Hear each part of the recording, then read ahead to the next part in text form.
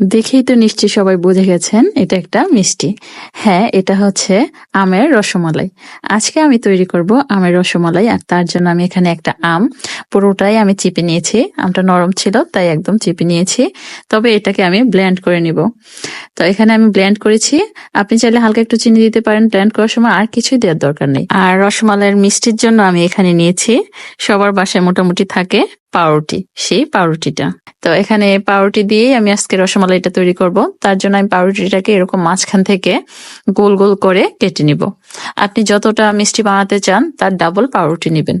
আর এরকম মাঝখান থেকে একটা ছোট গ্লাস দিয়ে কেটে কেটে আমি এখন এটাকে রসমালাইয়ের যে মিষ্টি সেটা শেপ দিয়ে নিচ্ছি। এই যে এরকম সুন্দর করে কাটা হয়ে যাচ্ছে। এরকম করে সবগুলো রুটি আমি এখন কেটে নিয়েছি। এই যে আমার সবগুলো রুটি কাটা শেষ। এখন রসমালাইয়ের যে মালাইটা, সেটার জন্য আমি দুধটাকে আগেই জাল করে রেখেছি।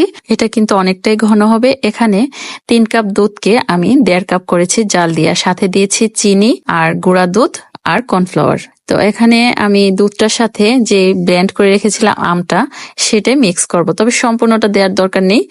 আমি এখানে 1.5 কাপ দুধ, এখানে আমি 2 টেবিল চামচ আম দিয়েছিলাম। আর দুধটা অবশ্যই খেয়াল রাখবেন যেন ঠান্ডা থাকে, কারণ গরম দুধে দিলে দুধটা কেটে যেতে পারে। তো আমি এখন সম্পূর্ণটা মিশিয়ে নিয়েছি। এবার রূপশ্রীর একটু দুষ্টামি দেখি। বাচ্চারা, আজকে আমি রসমালাই বানাবো আমি। এখন একটু মিক্স করে নিই।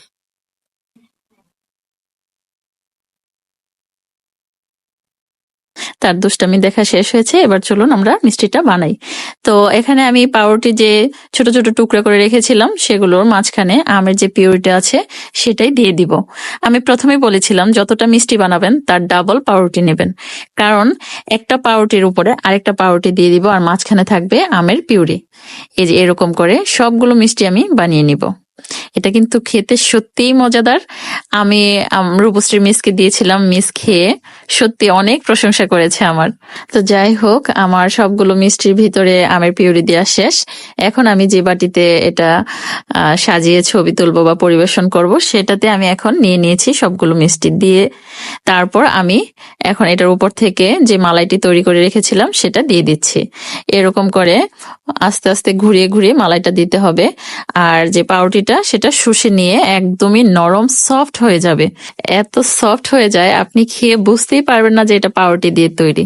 তো এরকম এটা দুধটাকে শুষে অনেকটাই শুষে নিয়ে এটা সফট হয়ে গেছে। তারপর আমি এটা একটু সাজিয়ে পরিবেশন করলাম। তার জন্য আমি একটু আমন্ড মানে কাঠবাদাম কুচি করে দিয়েছি, আর সাথে 1 টুকরা আম দিয়েছি।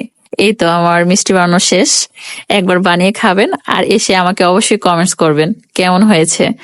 অসাধারণ একটা মিষ্টি, আর খুব সহজে হাতের কাছে থাকা জিনিস দিয়ে এটা বানিয়ে নেওয়া যায়। আজকে আমার রেসিপিটা আপনাদের কেমন লেগেছে অবশ্যই জানাবেন। ভালো থাকবেন সবাই, শুভরাত্রি।